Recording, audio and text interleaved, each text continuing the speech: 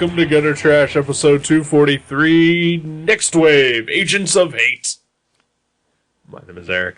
I am Jason. How goes it? Unbelievably well. How about you?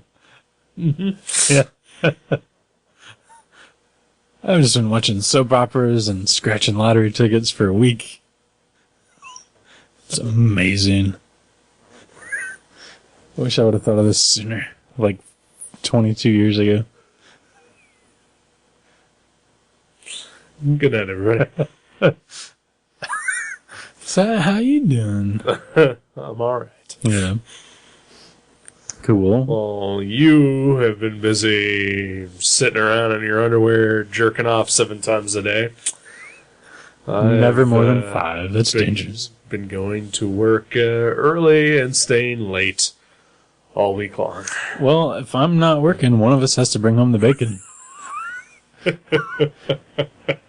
makes sense. And thank you. I don't get why I have to take the weight of the karma shift in the universe here. Well, if you would have thought to quit first, I would have doubled my hours. But you didn't, so that's the way the cards were dealt.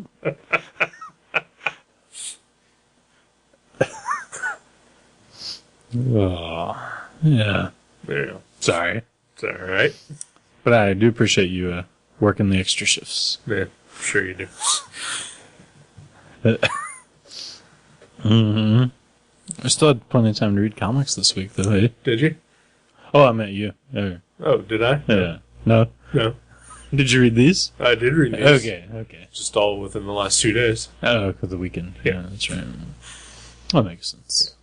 You had plenty of time to read them. Mm-hmm. Yeah. But you didn't. Yeah, no, I read them all. I read the last 2 of them this evening. I was savoring them. I wanted them to be fresh. Actually, you know what? Like, yesterday when I came over here, I was like, oh, I'll read the next 2 in the morning before I go to Kathleen's. Mm-hmm. And I got up, and me and Doogie just started watching nature videos online, and I completely forgot. Like, we learned about the dart frog from Central America.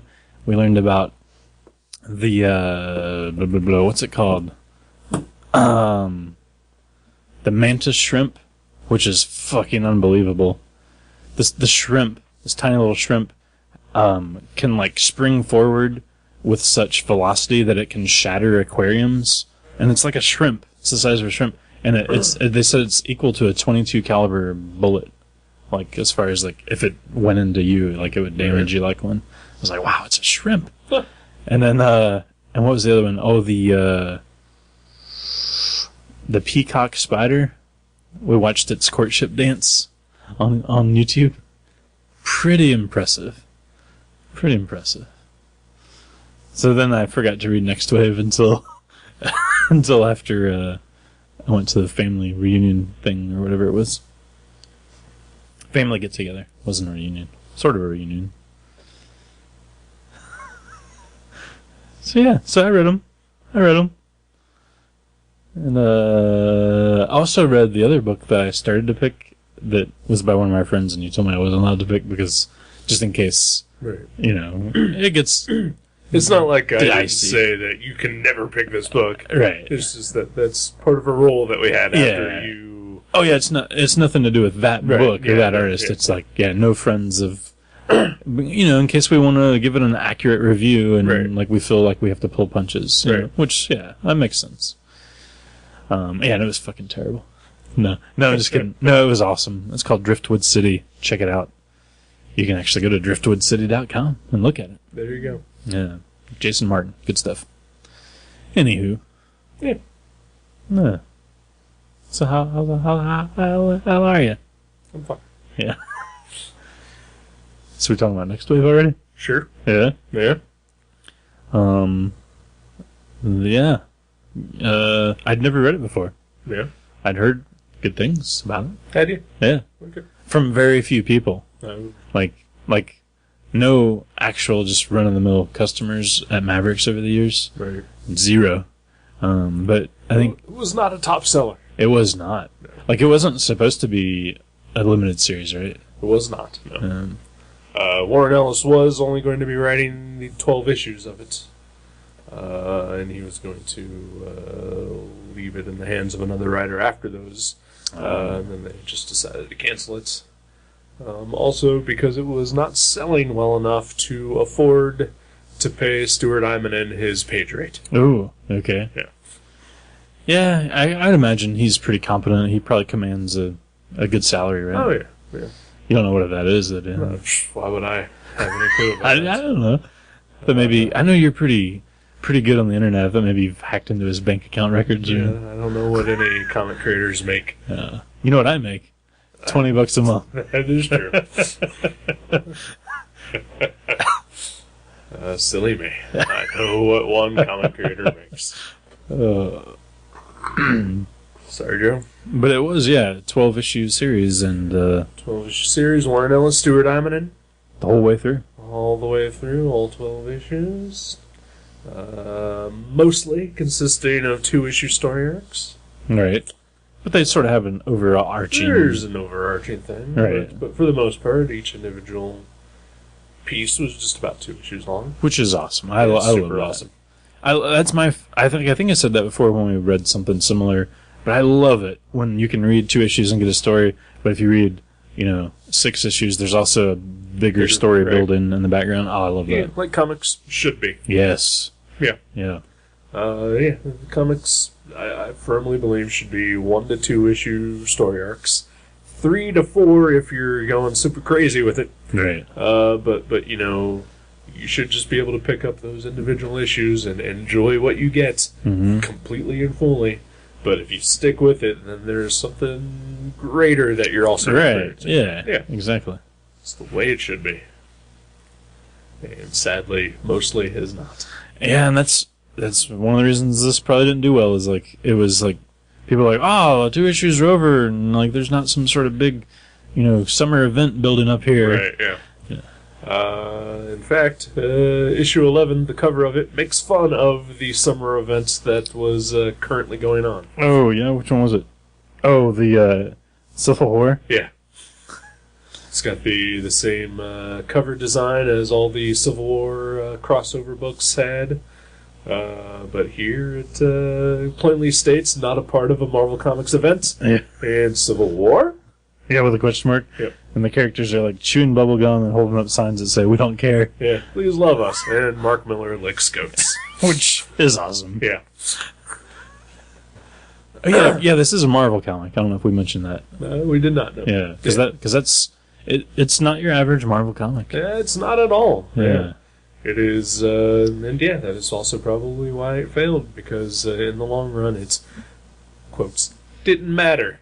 Right. Which is apparently what most comic fans just want. Like, that's the part that drives me crazy, is like, the people that are so obsessed with, like, everything fitting into the canon of, this building, this giant crossover, and then when Marvel just shits on the canon and, like, bring somebody back to life or whatever, right. They scramble to, like, those same readers scramble to, like, wrap their heads around that and keep, pick all the pieces up and keep moving. Right. And it's like, you just, you know what you're doing here, right? I mean, yeah. it's like complete hypocrisy, or like, what's the word I'm looking for? Contradiction. Right. Because Marvel is just shitting on everything that you're holding true and important about comics. But they're doing it in such a way that's marketed to keep you buying their books. Pisses me off. Yeah. But this one's not like that. No, it's not. It's, this one's all about fun. It is. Okay, so, I think I've said before that Stuart Immonen is probably my favorite comic book artist currently working. Right. If not, he's definitely in my top 5. Right. Maybe even top 2. Ooh. And a couple weeks ago, we reviewed Superman's Secret Identity, which was drawn by him. And I loved his art in that, and you not so much. Yeah. But I think as a whole, though, because I love Superman's Secret Identity. Right. And, spoiler, I love Nextwave, too. Yeah. And I would say in the Stuart Immonen portfolio, in his resume, Right. there are not 2 different books than Superman's Secret Identity and Nextwave. Oh yeah, like visually and everything. To its core. Yeah, yeah, everything. yeah, Yes. yeah. Like not just like how different of a superhero genre it is, Right. but like visually they are like you would not know it's the same artist, No. but it doesn't look like he's. But at the same time, there's still like similarities. Like you can, I think you can look at Superman's Secret Identity and this and pick out things that are clearly Stuart Immonen. Tie them together. See, Yeah. I'm not as familiar with his work to be able to do that, like just in memory. Right. If I had Superman and this side by side, I could probably like pick out like, oh, okay, that kind of runs a similarity thing there. But yeah, I mean, they're so different. I would never have guessed that was the same artist if you didn't know. If I didn't know like the name of the it's pretty impressive. Yeah. And it doesn't look like he's just proficient at one of those styles and he's like somehow making it work with the other one. It looks like he's knocking it out of the park on both of those styles. Right. Just one of those is not a style that I'm really a fan of. Sure. Right. Yeah, which is fair. Yeah. But but you cannot definitely say that it's not that he failed at the other one. Yeah, and he just tried something different. No, Right. Yeah. He's just like, I mastered that. I'm gonna master something different. Exactly. Yeah. Yeah. Pretty impressive, Stu. Can I call you Stu? Probably not. Probably not. No. Yeah. Especially not since my cohort's trying to hack into your bank files, as we established earlier. To find out his page rate. Right. Yeah. No. But, wow, yeah. Super good book. Yeah. I really liked it. I'm glad. Yeah. Because I was one of those few people that had probably recommended this to you at one point. Yep. And also probably one of like the 4 people at your shop who was buying this. Yeah, I remember it not selling amazing at our store, like tapering off as it goes. And, someone's like, "Oh, it's a #1 that has Captain Marvel and Machine Man. Maybe that'll go worth something." Right. I think that's also part of the problem with this book. I think, especially with your average Marvel Comics fan. Is that every single character in this is not a major character. I mean, I'm sure each one has their own fans, right? But they're, I would say, it's safe to definitely call them C-listers. Yeah, if not D-listers. Yeah. Because you got Captain Marvel. Yeah, but she was Captain Marvel. Right. Photon. Photon is her name in this book. She is the Black Lady, Captain Marvel, who 80s, mid to late 80s. When she was like West Coast Avengers, maybe or something. I mean, as we know, she was once the leader of the Avengers. I heard about that. she mentions time and time again in the Nextwave series. I can't remember which iteration of the Avengers she was on, but that was Monica Rambeau. That's that character we're talking about. Mm-hmm. One of the 7 or 8 Captain Marvels that have been around. Right. Yeah. And then you got Elsa Bloodstone. Right. From we read that other series with her in it Yes. last year, a couple years ago. Something like that. The Legion of Monsters. Yeah. She appeared in that. I think she was also. I think she had her mini-series like in the early 2000s. Oh yeah, Bloodstone. Yeah. Which I read that and I used to own. I apparently don't anymore. I enjoyed it when it was around, but it was more cheesecakey than anything else. Right. Yeah, that's kind of what it looked like. Yeah. Machine Man. Machine Man. Which I never would have... X-51. I never liked Machine Man, but I love him in this series. Oh, he's great. Yeah. Yeah. Yeah, I was never a Machine Man fan outside of some Barry Windsor Smith art. Right. So I don't even remember that. Yeah. Definitely... He's got to be one of the oddest characters Marvel has ever had, right. considering that he came out of the adaptation of the movie 2001, A Space Odyssey. You know what I always thought of Machine Man? I always thought he looked like a fifth-year He-Man villain from Masters of the Universe. Like, he looks like somebody like, man, we just need somebody, new toy line. Let's like a robot with stretchy arms. All right, print it, Yeah, I could see that. I mean, He-Man had a Kirby influence to it. Oh, yeah. And it was a Kirby character. Mm-hmm. Because Jack Kirby did the comic adaptation of 2001: A Space Odyssey. Yeah. Yeah. And introduced Machine Man to the world via that. How weird is all that? Yeah. It's pretty weird. But this version of Machine Man, way different. Oh, yeah. But yeah, great. Mm-hmm. Let's see, we also have Tabby Smith, a.k.a. Boom Boom, a.k.a. Boomer, from the New Mutants and X-Force. X-Force, I was going to say, was she in X-Force? She was. Okay. Yeah, she's on the first iteration of the team. Right. Yeah. Nice. Yeah. And then a brand new character called the Captain. And he's hilarious. He's great. Do you think he's like Warren Ellis writing himself into the comic? Because he does that a lot, doesn't he? He does, yeah. I would say if anyone in this book is Warren Ellis, it's got to be Elsa Bloodstone. Oh, really? I think so, yeah.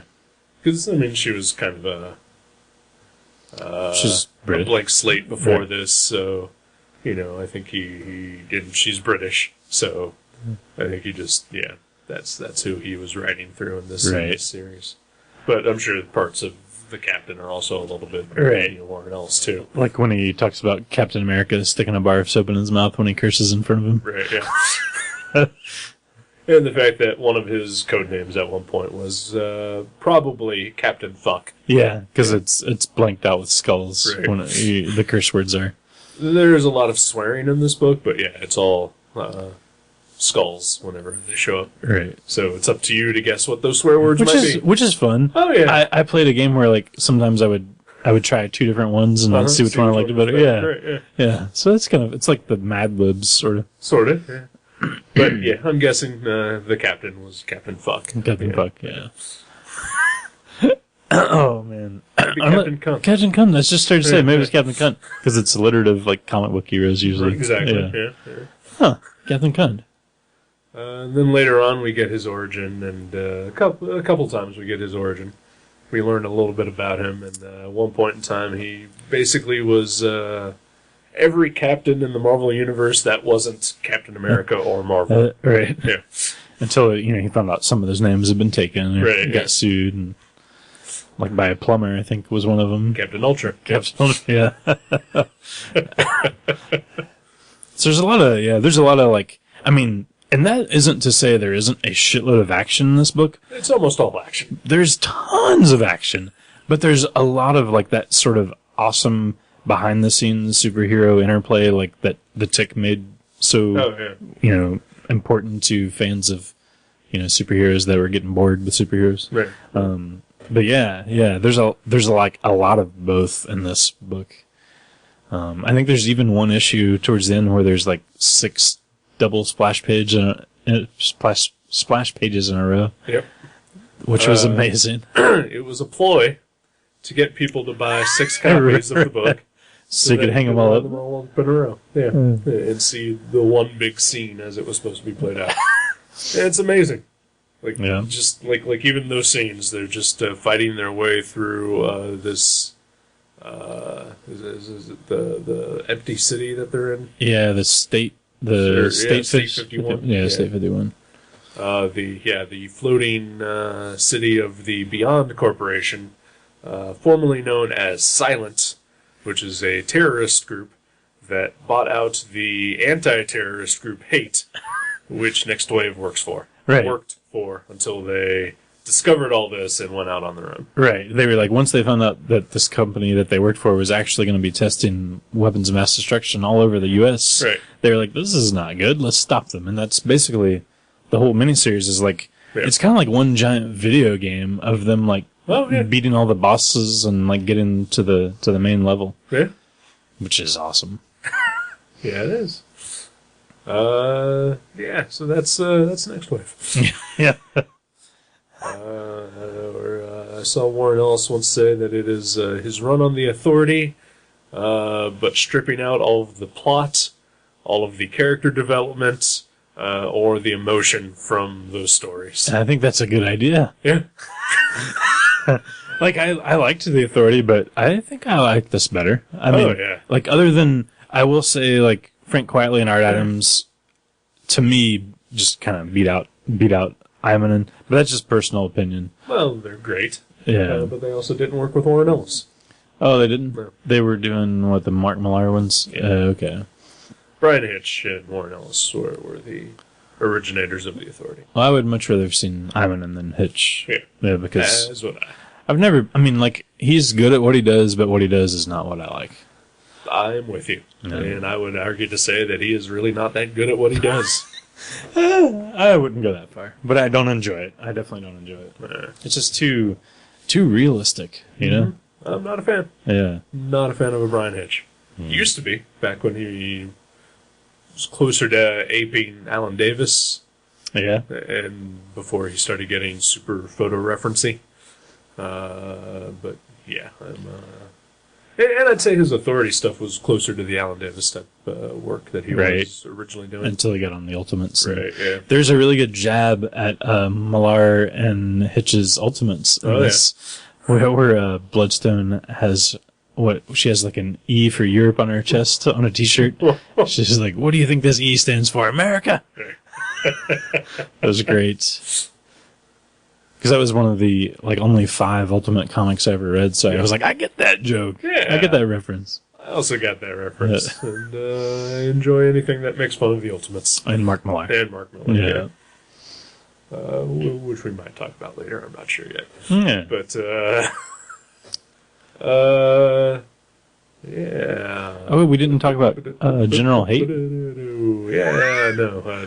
General Anger. General Anger, yeah. Dirk Anger. Dirk Anger, he works for Hate. Yeah, he is the leader of Hate. Which is oh, shoot. Anti-terrorist, the highest anti-terrorist something or other. Highest anti-terrorism effort. Yeah, highest anti-terrorism effort. Hate. Hate. Yeah, he's Nick Fury without any boundaries. Yeah, I was gonna say he kind of reminds me of the guy from Venture Brothers, the Hunter S. Thompson character. Oh yeah. What's that guy's name? General Gathers. Yeah, he kind of reminds me of that guy. Yeah. He is a suicidal, depressed madman in charge of an entire anti-terrorism organization that, as we have established, is owned by a terrorism organization. Right. And he's kind of like really upset that Nextwave have left Hate. Yeah. And he's kind of going after him. Yeah, and losing his mind. Yes.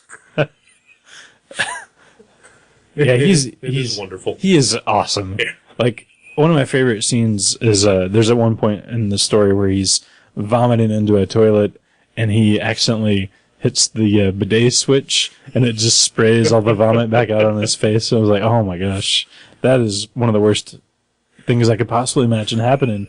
You know, as far as like non-lethal things happening to a man, that would be one of the worst. My favorite scene of his is when he is sitting in the giant gun chair with the barrel twisted to point at him. Yeah, it's a really well-drawn gun. It is. It's like this giant revolver with a seat on the back, and yeah, the barrel like loops back around and points it right in his face. It's great. I would go ahead and say that everything in this book is well drawn. Oh yeah, yeah. This is a beautiful comic. It is. It is everything that I wish I could do when drawing. Really? Yeah. Can you just swipe it all? Oh, I could. Yeah. But then I'd feel bad. No. Not when you looked at your awesome artwork. Yeah, that's true. You mean Stuart Iman's awesome artwork that Whatever. stole. Yeah. However you want to define it. Yeah, as much as I love Stuart Iman and pretty much unconditionally, this is, I think, my favorite thing that he does. Yeah. Ever. Like I love the super cartoony. Does he do that style in any other books? Not really.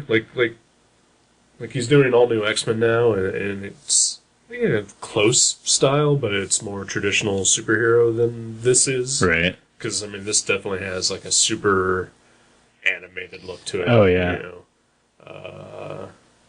But, I mean, but it's still him, Right. There's still those elements that Right. define his art. Right. But yeah, he's amazing. I'm super impressed with this. It's just, yeah.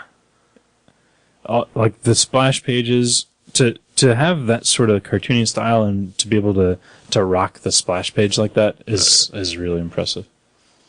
And I'm sure the cartoony style is yet another reason why fans everywhere just ignored this book. Right. Which is so goddamn sad. I know, right?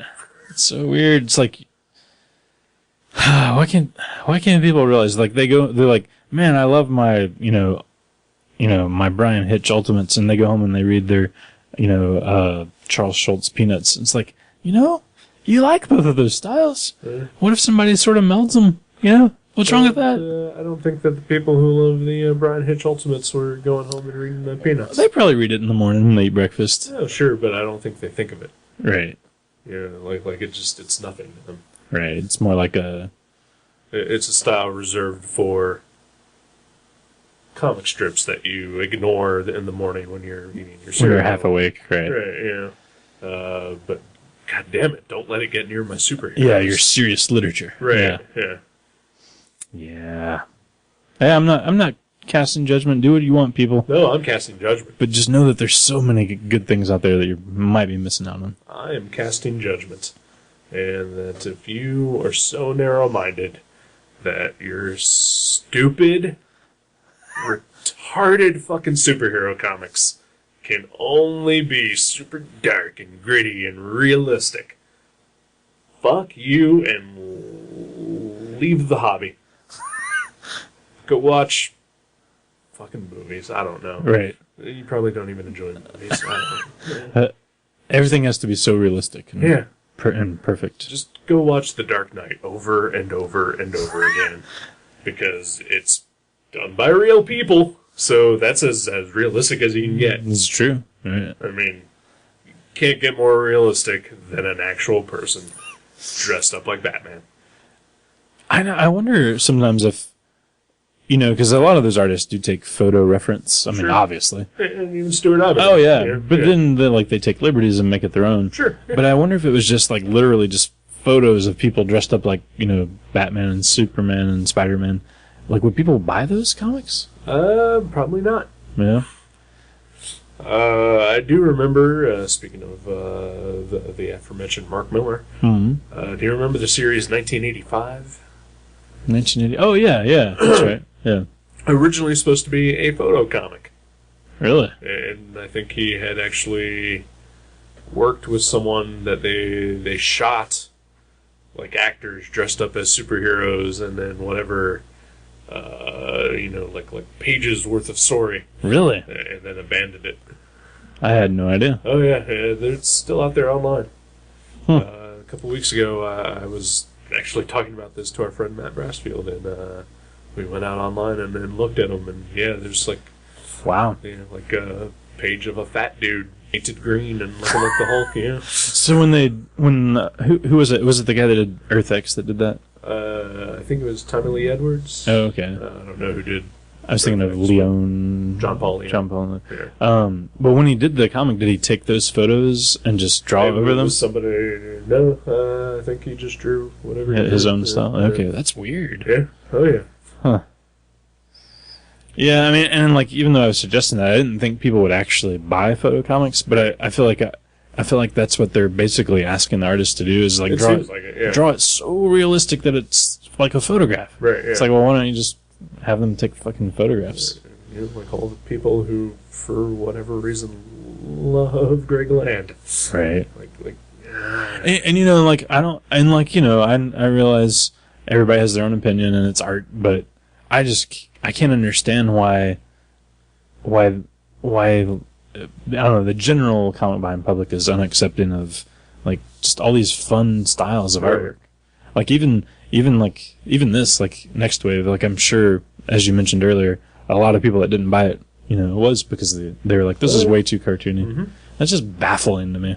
Absolutely. And especially with someone like Stuart Immonen, who's proven, you know, that he's a quality artist. He's a quality artist. He's diverse. Yeah. You know, he can tackle many different styles, and that he would just, you know, get ignored because of the style that he chose for this book, which fits this book so perfectly. Yeah, can you imagine if like he had painted this like the Superman style? It would just lose something. Oh yeah, it would. But you know, at the same time, though, you know, speaking of John Paul Leon, there's an issue in this series. I think it's issue 10 that where a good portion of the cast is viewing these alternate realities. It's amazing. It's an amazing sequence, and it's like Captain Marvel, the Captain, Elsa Bloodstone, and Machine Man are all experiencing like these alternate versions of themselves, and they're all drawn in the style of other artists. Right. The Captain Marvel, like I'm guessing that was kind of a Paul Pope-ish type of style. Yeah, I guess I hadn't thought of Paul Pope, but I could see that. Let me find it. Yeah. Like, well, that's the first thing that popped out to me. Yeah, I could see that. You know, just kind of brushy and cartoony and wild angles and things like that. And then there's the Machine Man sequence, which is done like a Dan Clowes comic. Yeah. And then like I read the Captain, you know, under the title Captain Universe, and I was like, it looks a lot like Imonen's his secret identity, right? Style, but I think it's actually supposed to be his riff on the John Paul Leon type of style. Just like heavy blacks and you know, very very thick looking. Right. Yeah. Very moody. Yeah, and then the Elsa Bloodstone, which is done in Mike Mignola style. Perfect too. Perfectly done. Like when I first turned the page and saw those castles, I was like, oh my god, they got Mignola to draw this sequence. Like they really got Mignola to draw this, but no, it's just a perfect. Yeah, even the Clowes thing. Like I think even when I first saw that, I was like, did they get Dan Clowes to draw? Right. Yeah, because I guess maybe we shouldn't spoil who it was, but a classic Marvel character appears, as many do in this series. Uh-huh. There's lots of like classic Marvel characters that make cameos, but a classic character, he like gives them glimpses into these other ultimate versions of themselves, basically. Oh my gosh, it's so fun. Just a shame. I mean, again, I don't know that this book would have been the same had Warren Ellis left, you know, and just handed it to someone else. Maybe in the right hands. Like I'm sure it would have been different, but it could have like been its own other cool thing. Sure, yeah. But yeah, I don't think they could have. Right. Like this is like clearly something that Warren Ellis was loving to do. It wasn't like they're like, here's a story you should work on, and then we'll get you another one. I mean, it was like he was really into this. It is, definitely a pet project for him, I think. It sort of comes out of that soar, like his, like he's never been shy about saying how much he doesn't particularly care for superhero comics. Right. But, you know, it's definitely him cherry-picking the stuff that he does love. Yeah, exactly. And, like, I totally appreciate that because, like, we were making fun of Mark Millar a little bit earlier. If he would have done this, it would have been just, like, shitting in your face. Oh, yeah. You know, that he can't believe you still read superhero comics. Right. But Warren Ellis is like, no, they can be fun, and this one is that's what I'm going to do is bring it back to being fun. Right. And, I mean, he's making fun of it, too. Right. But, he's having fun with it. Exactly, yeah. Like, he's just saying that, superhero comics are big, dumb, and stupid sometimes. Right. And here is me doing a big, dumb, stupid superhero comic. But in the funnest way possible. Yeah. Oh, yeah. Yeah. Not just like, not like so bad that it's fun, but like... Oh, yeah, it's amazingly great. Yeah. Yeah, there's some great action scenes and character banter. And right. Like, it didn't happen, this time around reading it, but I remember, reading the very first issue, like picking it up, and then, like, me and my girlfriend went to go do laundry, and just reading it in the laundromat and laughing out loud. Right. Yeah. At Fin Fang Foom and his purple underpants. Right. Yeah. And, like, when Machine Man has to come out of his asshole. Yep. Yeah. And even then, like I gave my girlfriend the comic because she was like, "Well, what are you laughing at?" And I let her read it, and she laughed out loud, and then she was a fan. Right. Just it's one of those infectious, fun books. Yeah. You hand it to somebody and they like it. Except not everybody, apparently. Yeah. Well, maybe those people just didn't get a copy handed to them. No, this person got a copy handed. Oh, really? Yeah. Your lady friend. Oh, that's right. Well, I think she would like it if she read it. She just forgot to read it. I mean, in her defense, she didn't have it, but like a couple days? What? It was like probably 6 months. Oh, well then, okay. Yeah. Well, there's 12 of them. Who can be expected to read 12 comics in 6 months? That's like twice as often as it came out.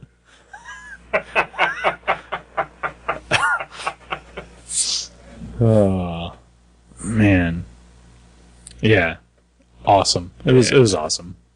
Thank you for making me read this again. You know what? It was funny because I bought these like a while back when Mavericks had a bundle of them on sale, and then like the very following Gutter Trash episode, you picked Superman's Secret Identity, and this was going to be my next pick then, but I was like, oh, we just read an Imanen book. I'll wait a while. Right. So it's your own damn fault that we didn't read it earlier. Well, it's not like I had those books with me anyway. Right, that's true. Yeah, you couldn't have read them.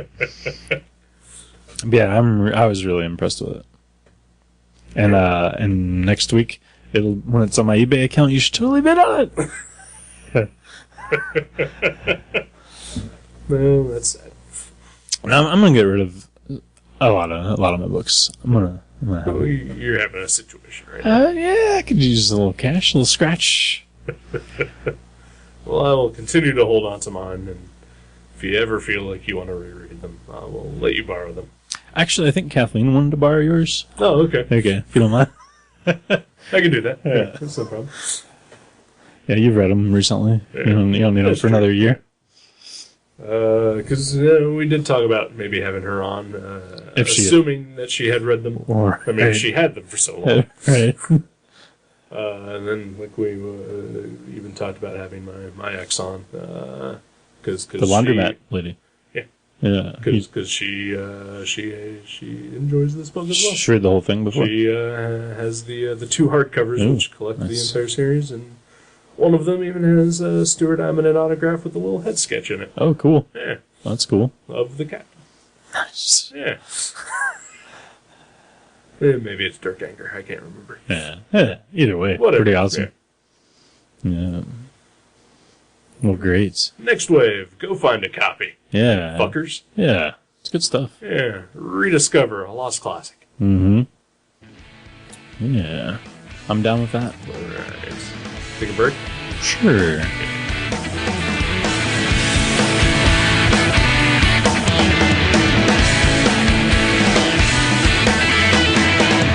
Yeah, so I told you some stories. Yeah, and I slipped you some lines. Maybe I burned all my bridges. Yeah, so I'm out of my mind.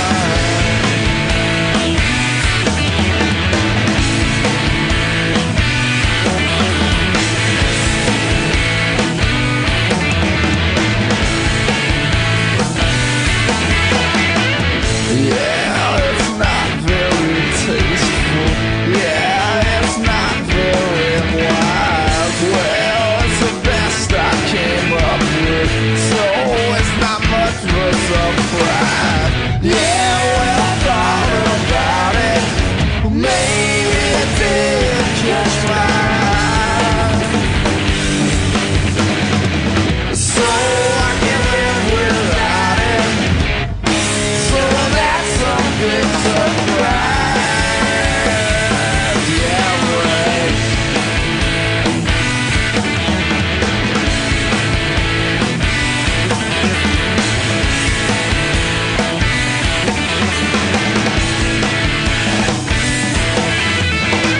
Yeah, today was a big one. Yeah, today you came through. Just when I run out of suspects, you knew just what to do. Yeah, when I thought about it, maybe it did catch my eye. So I can live without it. So that's a big surprise. Yeah, right.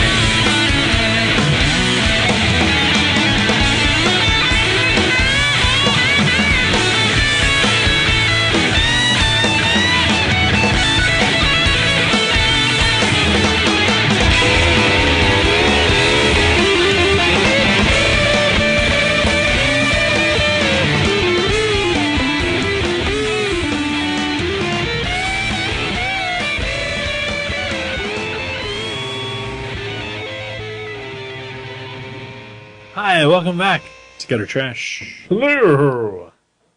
Hey. How are you? I'm all right. Enjoy your break there? I did enjoy my break. Yeah. Yeah. I took a trip cross country. Ooh. Did you? Yeah. What? Yeah. Where was I? Oh, you were doing whatever you were doing. Oh, I was drinking water. Oh. I went to the water fountain. Well, Did then, stuff. you know, we all got to do what we all got to do. Did you have any adventures? Not really. No. It was a pretty uneventful drive. Right. Yeah, so I pretty much just came right back. Okay. So you're planning to go cross country. I was like, you were only gone like 6 minutes. No, I went cross country. Okay. 3 there and 3 back. Oh, okay. It's not. Drove out to California, and there's just nothing there for Ah. me. So, it was Huh. all right. I've never been out west. I mean, not that far out west. Really? I'd kind of like to visit California sometime. How far out west have you gone? Indiana? Nebraska. I went to Nebraska a couple years ago. I have been to Las Vegas. Mhm. I'm sure I've talked about it. Yeah. Yeah, it was fun. Is that how you got your fortunes? That is how I made my fortune. I just took my check from Kinko's straight to a casino. Said, let it ride. They're like, hey, you just lost everything. Yeah. And then I came back. In 3 minutes, right? Yeah, 3 minutes later. Yeah. Yeah, it's a theme. Yeah. No, yeah, that's as far west as I've gone, which is pretty far west. I just had somebody just invite me to California like a week ago. One of my friends, he lived here forever, and we like played Dungeons and Dragons here and everything and when I was a kid. And he moved out there, and he's like, hey, you should come out to San Jose sometime. And I haven't written him back yet because, granted I have some free time, Sure. but I'm not flying to San Jose. Like maybe if, the East Coast and the Midwest were, crumbling into the ocean, I would maybe get into a plane to escape, but for a vacay? No. So, I don't know. Just not into it. Not into the flight thing. Did you feel safe when you were flying? Yeah. Yeah. Did you like it? I don't like it. But, yeah. I wasn't nervous about it or anything. Really? I would be nervous. Yeah. I don't like it because, you're stuck with people that you might necessarily not want to be around. Right. Such as the old man who kept standing up and sticking his ass in my face. Oh. Or the 2 old ladies next to me who wouldn't stop trying to talk to me the entire way. Ooh, yeah. Or the football team in the back of the plane that was just going to Vegas to get fucking drunk. They could do that in their hometown. They could. Yeah. Cheaper, too, probably. Probably. Yeah. Well, those old ladies, maybe they were nervous. See, I would be those old ladies. I'd be talking to you and people with the same attitude about strangers talking to them, and I would just have a terrible time because they would they would, beat me up or mentally abuse me. I put on my headphones and tried my best to ignore everyone. Right. Yeah. Yeah, that seems like a good plan. Yeah. My flight back was fine, though. Mm-hmm. I just had my whole row to myself. Nice. That is cool. And I watched, I think it was called The Replacements. Football movie with Keanu Reeves and Gene Hackman. Oh, wow. I believe. I don't know that one. It was fine. Yeah, I mean, it's like an 8-hour flight, so Right. just figured, hey, I'll watch a movie. That's fine. And it was also late at night, so I slept a little. I couldn't even imagine an 8-hour flight. Holy crap. Oh yeah, I mean, my ass was sore. Yeah. But again, had the whole row to myself, so it wasn't too bad. I mean, if you have to fly, I'd really recommend getting the whole row to yourself. Does that cost extra? In this instance, no. Yeah. you just kind of lucked out. Yeah. Right. This was also pre 9/11. Oh yeah. And it was also early December, and I was heading from Vegas to Dayton, so it's not exactly like the plane was full of people. Right. Like, hot dog, we're going to Dayton, Ohio. Right.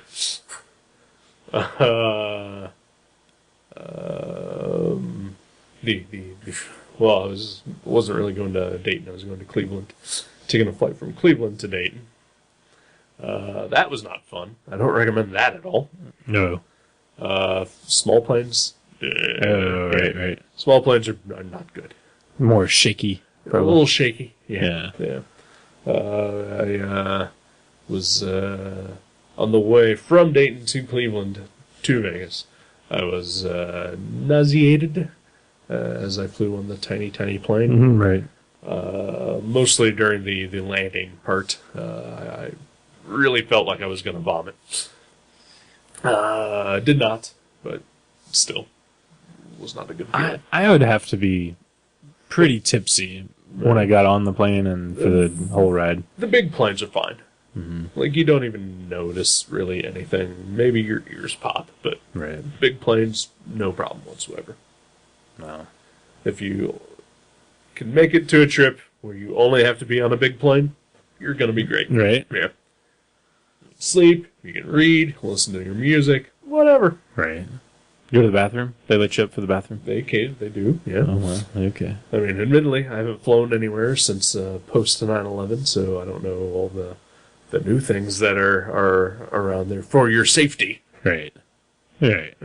I'm sure there's some variations. Well, But I'm sure. Yeah. I don't know. Maybe eventually, but I have nothing that's convincing me that I need to travel anywhere that requires flight. Life experience. You're missing out on some great experiences in life. I could watch the Travel Channel. No, you can't, because it's all ghost shows. Oh, sometimes Channel 16 has what's it called? Antiques Roadshow. Yeah. That mostly takes place in a convention hall.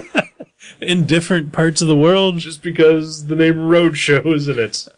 No, it's what the fuck is that show called? I love it. It's Whatever it is, it's not the same as Gump. it's better. No. It is better. Nope. Well, if I go to San Jose, I'll miss a week of hanging out in Dayton. Yeah. Yeah. So there'd be no podcast that week or no drawing night. That's fine. Yeah. Oh, okay. All right, because I'd have something to talk about when I got back. Sure. I mean, it's not like you haven't left before. That's true.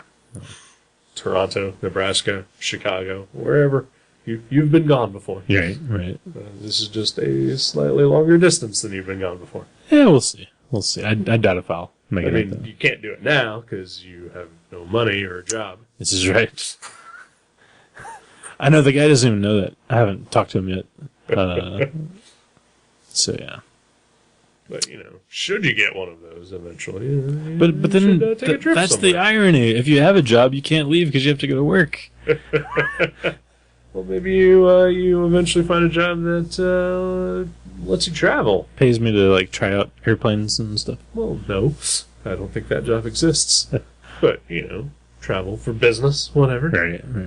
Such as I have had the opportunity stolen from me to do. Yeah, that's right. You don't think that'll ever rematerialize? No, I don't think so. I think we're out of the business of sending people to places. Oh, that sucks. Yeah. Wow, that's too bad. Yeah. Although one of our people just had to drive to Florida Friday For the job. for the sort of sort of. It's a long drive. Yes, it is. It's like 15 hours or whatnot. Probably. Yeah. I know it's about 12 hours to Atlanta. Mm-hmm. And Florida is a little further down. Right. Yeah. Wow. So that like a whole week of that, Florida, for your buddy? What? For your coworker? A whole week down there? Or is that just like driving down and coming right back? I have no idea. But he was gone Friday. That's all I know. Okay. No, he was gone Thursday. Never mind. Yeah. Because I didn't work Friday. Yeah. So maybe he was back by Friday. I don't know. That'd be a terrible little trip. Uh-huh.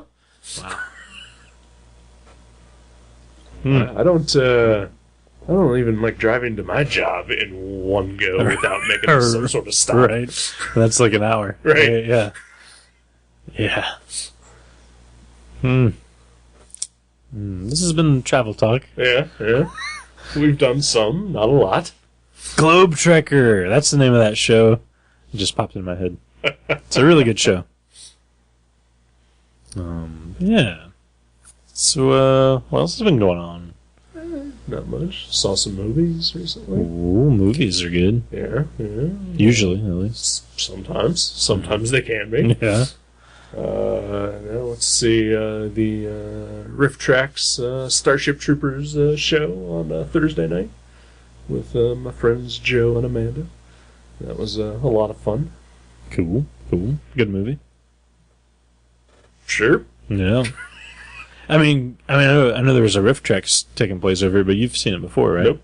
So even though the Riff Tracks was, could you tell that you would have enjoyed it without? I probably would not have enjoyed it. Really? You don't think so? Yeah. Because I almost picked that once for Gutter Trash pick. I wouldn't have vetoed it. I actually like that movie. Yeah, I know some people do. Yeah. It opened in the theaters when I worked at a movie theater and had numerous opportunities to see it for free and never did. Right. Because it just did not look interesting or good to me. I thought it was fun. I do have a friend, another Eric, who he's a big Robert Heinlein fan, and he's like, if you've read the book, you would not like the movie. Yeah. He's like the book is just a million times better. I was looking into it actually earlier today, and it appears that the book is very different than what the movie is. Oh, really? Yeah. Yeah. That happens. But yeah, I mean, I was, the movie came out in like 1997, something like that, and I was pretty impressed that the special effects of it really held up. Yeah. I've seen recent movies that don't have as Right. good effects as Starship Troopers. Yeah, I remember the aliens being really impressive. Yeah, they held up. They were really good. The movie itself, no, I probably couldn't have sat through it without a Riff Tracks. Really? Yeah. But it had sort of, it didn't take itself too seriously. No, and I mean, there were certainly times where I know me and Joe laughed where there was no actual riffing going on. Right. But, I probably wouldn't have enjoyed it. Otherwise, it seemed a little long. Yeah. Yeah, it's been a decade since I've watched it, so I don't know. I'll have to give it a shot sometime. Again, if I had every opportunity in the world to see it for free and I didn't take it, especially at a time in my life where I would have loved that type of movie. Right. Yeah. Chances are, it's a little too late. Then I went to see Elysium yesterday. That was quite good. The Matt Damon film, the newest one from Neil Blomkamp, who directed District 9. Yeah. It's a good movie. It was a very good movie. Mm-hmm. Wait, you didn't see Elysium? I was talking about District 9. Oh, yeah. No, District 9 is a very good movie. I love that movie. And Elysium, Elysium was good. Yeah. Not as good as District 9, but it was good. It was very good. Did it make you cry? No. Because District 9 is like makes you feel bad, sort of. No, it doesn't. Oh yeah, it made me feel bad. But it did make me feel bad. Yeah. But no, yeah, Elysium did not make me cry or make me feel bad at all. Yeah. That's good. Yeah. So But like, I also don't have emotions, so oh, we've cried on like half the movies we've watched. I know I cried during Stripes. Yeah, yeah. You're right. You're like, John Larroquette's performance is just out of control. It's amazing. And then, so after Elysium, I then went to go see another movie Yeah. that I maybe did not pay for. Yeah. Called Kick-Ass 2. Kick-Ass 2. Yeah. Based on a comic by the numerously mentioned Mark Miller. Right. In this episode, anyway. And yeah, it wasn't great. Yeah. Yeah. Yeah. That's kind of what I was thinking when I saw ads for it. I don't know. Like I think you mentioned there's no. You mentioned to me before we did this that there's no Nicolas Cage, and that seemed like one of the major things that would make me not really care to see it. Right. I really, really liked the first movie. I've never read the comics. I have zero desire to read the comics because I don't think Mark Miller is a very good writer. Right. And he does not make things that I want to read because we talked about it a little bit earlier. It's like as he's just shitting in your mouth whenever he writes. Right. Yeah. Right. He just despises his fans. Mm-hmm. He's the Gigi Allen of comics. Kind of, yeah. I'm sure he would love to hear that. Yeah. Yeah. He'd be like, "Fuck you, thank you." Yeah. But I did enjoy the first movie, and when I saw the trailers for this one, I don't really care. Like, just nothing about the trailer, said, "Hey, you should see this." Right. It's like an unnecessary sequel. Right. Yeah. But then I heard that.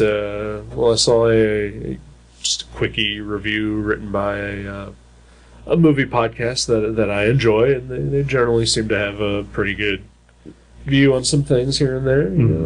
More often than not, I agree with them than I don't. They said Kick-Ass 2 was great, so I said, looked at the times when I was going to go see Elysium. Said, Kick-Ass 2 starts almost right after I get out of Elysium.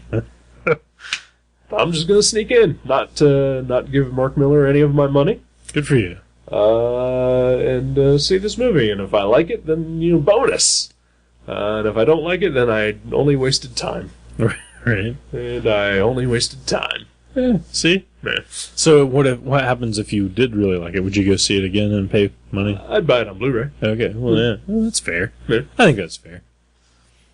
But I will not be buying this on Blu-ray. Did you stay for the entire film? I did not. Yeah. Because I really had to pee. Yeah. Yeah. I thought about it. Like I sat through parts of the credits and I was like, my desire to pee is really overweighing my desire to see whatever happens at the end of the credits. Oh, okay. So you stayed pretty far then. Uh-huh. Like I thought maybe like halfway through you left or Oh, something. no, yeah. I watched the whole movie. Okay. Oh, yeah.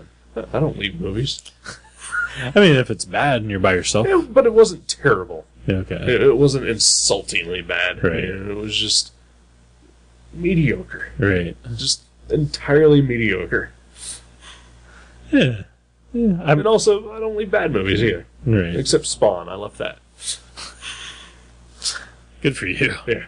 I wish I would have. Yeah. About 10, 20 minutes into that, I was like, no, I'm out. Oh, wow, really? Yeah. Wow. That's pretty... Like, I probably would have lasted halfway without, leaving, but I was with a couple of friends, and I was like, I guess I gotta sit through the whole thing.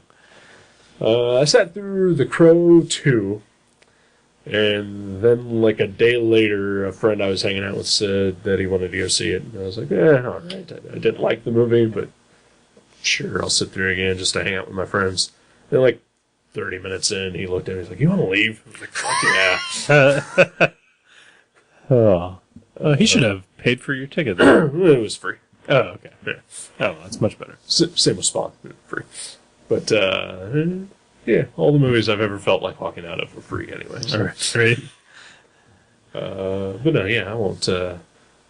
When I'm here and I put in a DVD or something on Netflix, and like I can tell that it's just going to be awful, I'll stop it. Right. But if I go to the movie theater, I'm going to sit through the whole thing. Right. Yeah.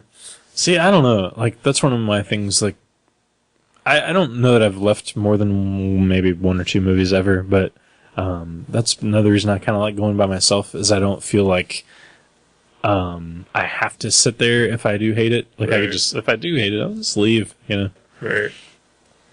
Yeah, I don't know. I figure, like, I don't see that many movies in the theater anyway. Mm-hmm. That I've got a pretty good idea of what I'm going to enjoy or not enjoy, in the first place. Right. Or at least, I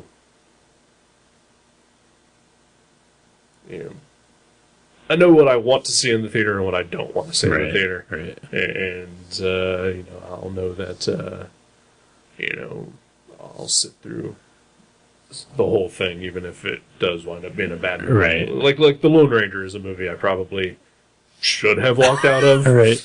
Well, you went by yourself? Yeah. Yeah, I probably would have.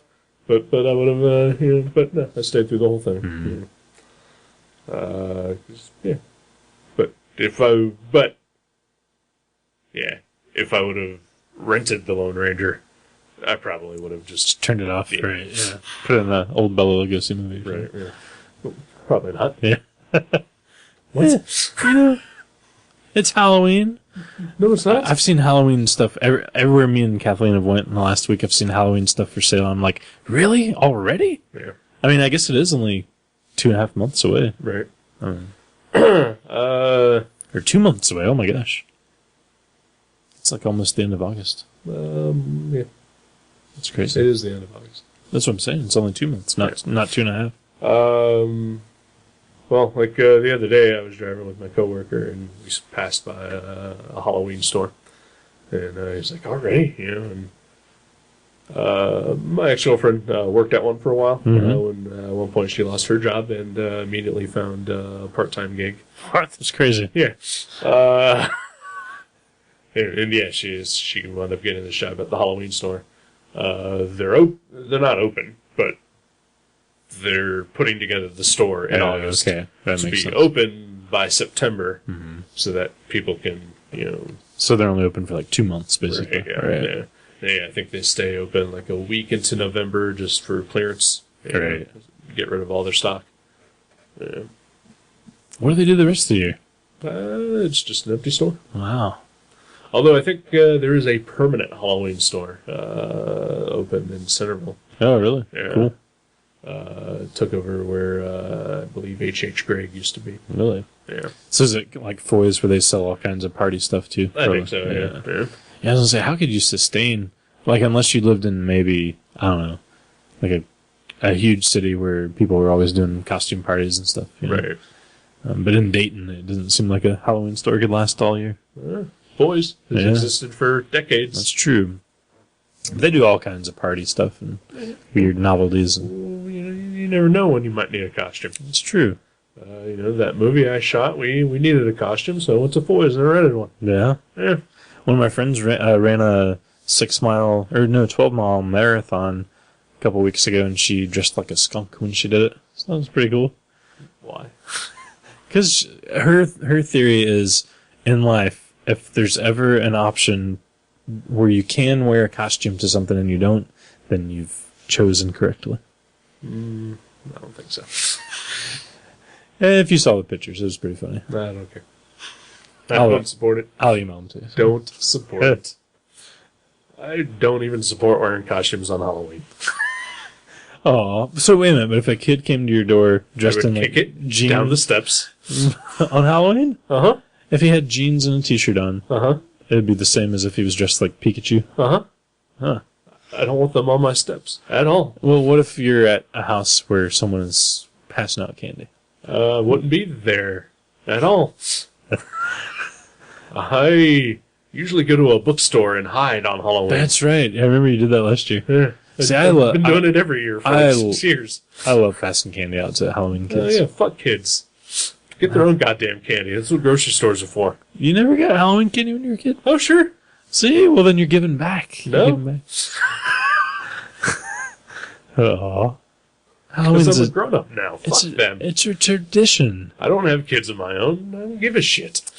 Aw. Halloween's beautiful. Halloween is satanic.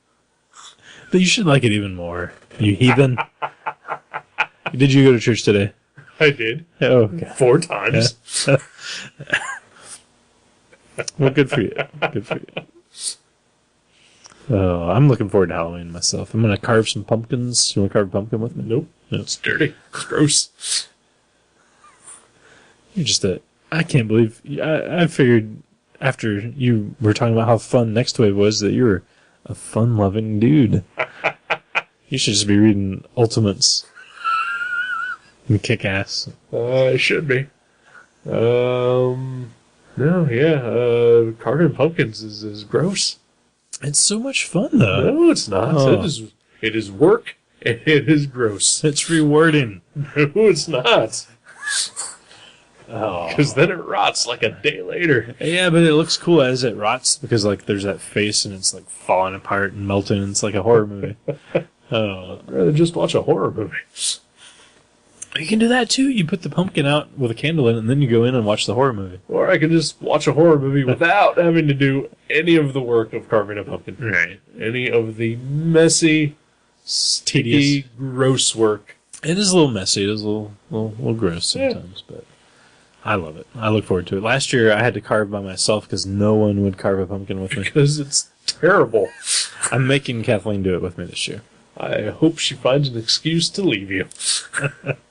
Not permanently, just for that day. Just for that day. Yeah. Okay. That's fair. Maybe I'll find out when you're going to be doing that and when she agrees to do that, and then I'll schedule an episode of the Stupid Sexy podcast that day. Oh, well, yeah, because that'll take 18 hours. At least 4. Yeah. Nah. I mean, when you count in all the bathroom and smoke breaks that we usually have Right. to take. Yeah. You guys are chain smokers. Yeah. No. Now I'm sad. You've ruined my Halloween. I didn't ruin anything for you. You're still going to do whatever you're going to do. By myself, apparently. Yeah. Because you won't let my girlfriend even do You can do it with Joe G. it. Okay, you think he carves pumpkins? He might. I don't know. I don't know. Yeah. Does Joe like getting messy? Probably not. Yeah. Yeah, he doesn't seem like that kind of guy. Joe has fun, but I don't see Matt him. Brassfield? Oh, he would probably do it. Yeah, there you go. He's probably carving a pumpkin right now. Probably. He is probably... He's good people, and we can listen to Poison while we do it. It's gonna be fucking great. Fuck you guys. I don't need any of you other. Just me and Brassfield, some pumpkins and some flesh and blood, and nothing but a good time. And open up and say, "Oh, whatever, man." It's gonna be awesome.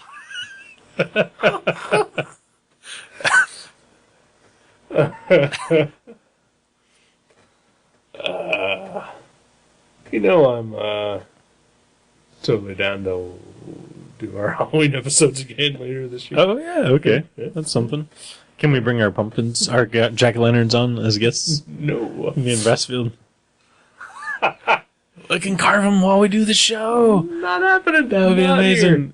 here. You can do it at your mom's house, though. All right. As long as I don't have to actually touch a pumpkin or look at a pumpkin. Well, that might be difficult. I really don't like anything with pumpkins. Really? Yeah. Do you like It's the Great Pumpkin, Charlie Brown? Nope. Do you like pumpkin pie? Nope. Hate it, actually. Really? The Smashing Pumpkins? Do you like that band? Not a fan. Huh. All right. Huh. Do you like pumpernickel bread? Nope. Because it sounds sort of like pumpkins, right? yeah. Yeah. Well, yeah. I guess maybe you don't like pumpkins. Nope. I believe you. Yeah.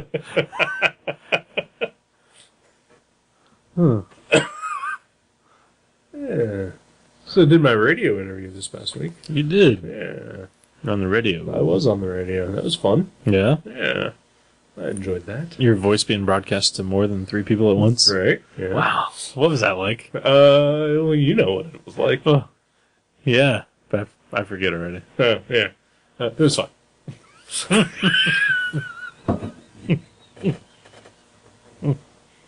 That's good. So you're on Kaleidoscope. Yeah. On WWYSO. Yeah, much like you were 2 months prior. Yeah. Well, they had to build up, you know. Right. Yeah. I was like the opening act. right. You just space it out. Right. Yeah. We're like two kids in science class who are just causing trouble. They Yeah, gotta separate us. right, yeah. They didn't want to start up a episode of Gutter Trash. Yeah, can you imagine if we were both on there? That would have been bad because That would have been terrible. we would have just started like throwing on the cunt words. Oh yeah. It was tough enough to try to not do it on my own. Right. Yeah. I listened from my home while I was drawing. Yeah. I was actually drawing a Brian John Mitchell comic while listening to you talk about comics. Yeah. It was a really nerdy evening for me. It was a really nerdy evening for me. Yeah. Oh, I know. I heard you mention Chris Claremont and Frank Miller. Yeah. You nerded out. It was Yeah, good. yeah. It was good times. And I was hanging out with a Matt Brassfield and a Joe Grunenwald. That's even at the nerdier. same time, and we were drawing jaunty flashes. and Yeah, I saw. talking about Guns N' Roses for some reason. And Because Brassfield was there. yeah. Right. Yeah, it was a pretty nerd-tastic evening. It was good. It was good. And I liked that band that played before you too. Dirty Bingo? Dirty Bingo. Yeah. I'd never heard of them, but Not either. I thought they were pretty good. They were pretty good, yeah. Yeah. And Juliet had a good time. Yeah, seems like. She's a good interviewer. She is. She's a good radio host. Yeah. People should listen to that show. It's It's I not for me. I like the music. Yeah, I figured you wouldn't like the music that much. Not that much. Although the song that she played immediately after my interview with her was a cover of an REM song. Oh, the one I love. Yeah. And I really liked that. Yeah. Even though I was in the middle of talking to her while it was playing. That was good. I really enjoyed that. Yeah, I mean, she plays some good music, but for the most part, it's It's a lot of like not the type of thing I right. usually listen to. It's like kind of sometimes it's indie rock. Yeah. Sometimes it's like folky. Atmospheric, yeah. But yeah, I mean, she's a very good host, and it's a good show, and people like it. Mm-hmm. And we were both on it, ruining it. Yeah, we soiled it. And we tried though. We tried. Oh, sure, tried to sure. be good. And when I can remember to get around to it, I will post a link to the download. Oh, is it up? Yeah. So, Sweet. Yeah. That's cool. So, yeah, that's what I've been doing this week. Yeah. I've been going on bike rides. Yeah. Drawing a lot of comics. I drew penciled and inked an entire Brian John Mitchell comic this week. Yeah, it's good. 40 pages of his comics, which each equals like 4.5 pages of a real, real life-size comic. But I just finished it last night. I need to get that to him, actually. So I'll probably do that this week. Yeah. I've got quite a bit of work that I need to get done myself by the end of the month. Mm-hmm. That I am severely slacking on. I'm not being a good freelance artist. Oh, uh-oh. Don't advertise that fact. You want to get the cash rolling in. Yeah. Well, only some of it's for cash. Some of it is not. Sexual favors, yeah. That's better than cash. Not when you're poor. I don't know. I think poor people like sex because They do. you see a lot of poor people with kids. Right. And, I mean, I'm guessing that it's mostly just a way to pass the time. Right. Because you can't afford to go places or do things. Yeah. But, I don't have a poor person willing to participate with me in that. Oh. So, Go to poorpeoplematchmakersonline.com. I don't want to. Oh. Yeah, I can take care of myself. Yeah. And, I gotcha. Yeah. And continue to do freelance artwork for money. Ooh. To have money so that I can afford things like gas and groceries. Yeah, if anybody listening wants freelance artwork done, we both do those things. Yeah. And not too expensive, like. Not at all. Yeah. Yeah, we are reasonable men. We are indeed. We just want to eat some food. Sometimes, yeah. Yeah. Just just some noodles. Yeah. Just would like some noodles sometime. Yeah. Maybe some sauce on the noodles. Maybe. Yeah. Not necessary. Yeah. Maybe a little butter. Yeah. Some Parmesan cheese. Ooh, yeah, cheese. Gotta have some cheese. Yeah. Or at least I do, because there's no meat in my noodles. Right. So I need the protein. Well, that's what I'm saying. I mean, just Butter and cheese. Butter and cheese is a perfectly fine meal. That sounds Well, delicious. over noodles. Yeah. I kind of would maybe want to eat some of that right now. Yeah. Too bad you can't afford any. I know. Because you're a jobless loser. And no one is buying my shitty artwork. Actually, I put up an Etsy store and a Society 6 store. Why do you have an Etsy store? I told you this already. No, I'm gonna put some on ours too. The more you can get out there, the better. That's the way I look at it. You still got to pay for both of them. It's like it's negligible though. Right. It's just some pennies. Well, I mean, you are eligible. I've got a bunch of change in my car. That's what I can use that for. Well, this is still upsetting to me. I'm kind of offended.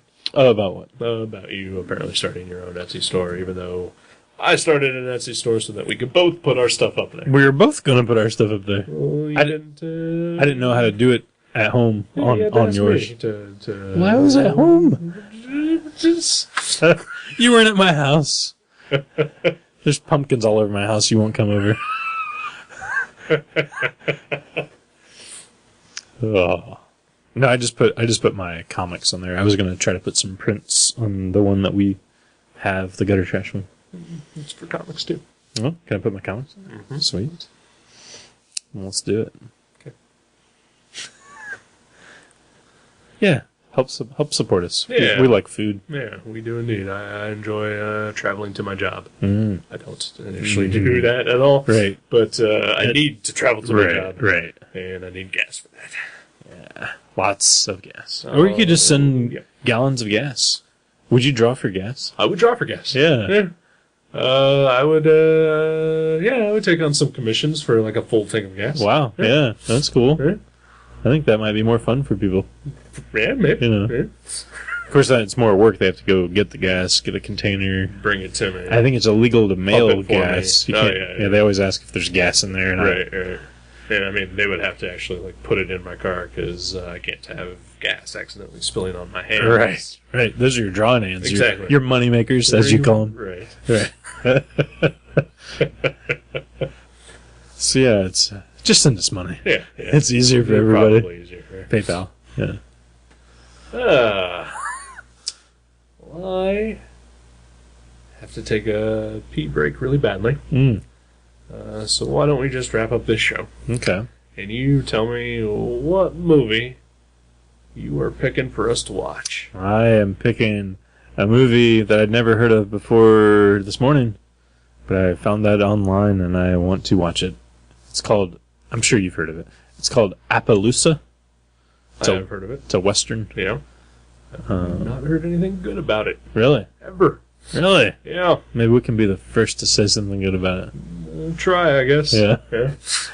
It's got it's one of only 2 movies directed by Ed Harris. Yeah. Yeah. All right. I like Ed Harris Yeah. for the most part. Yeah, me too. Seems to be crazy, man. But, Yeah. But in a good way. Yeah. But, yeah, Appaloosa. Okay. Sweet. All right. We're doing it. Cool. All right. We'll see you next week then. Bye, everybody. Good.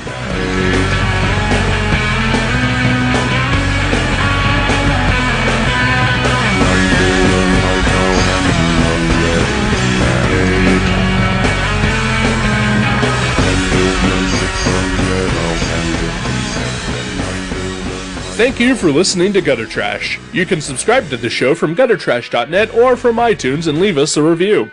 Visit guttertrash.net for email information, links to our Facebook and Twitter pages, and for other podcasts and websites in the Gutter Trash Network. Thanks again for listening, and we'll see you next time.